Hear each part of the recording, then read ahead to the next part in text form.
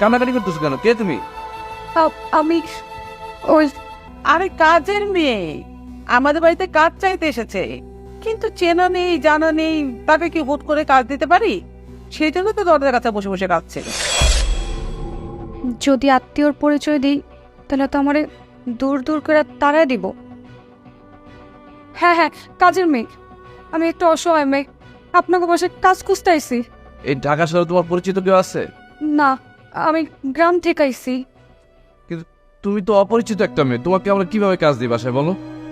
দেখেন দেখেন, আমি খুব বিপদে পড়ছি, আমার যাওয়ার মতো কোনো জায়গা নাই। আমার দ্বারা আপনাকে কোনো ক্ষতি হইব না, আমি কথা দিতেছি। মা, মনে হয় গ্রাম থেকে আসছে বুঝছো, মানে গরিব ঘরের মেয়ে তো। আর আমাদের কাজের মেয়েটাও তো 2 মাস ধরে আসতেছে না বাসায়। ওকে আমাদের বাসায় কাজের মেয়ে হিসেবে রেখে দাও না।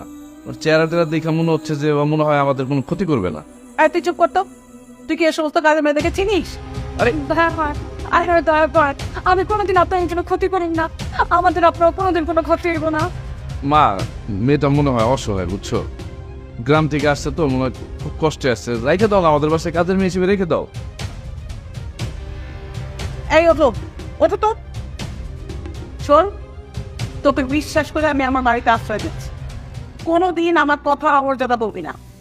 আর আমার সাথে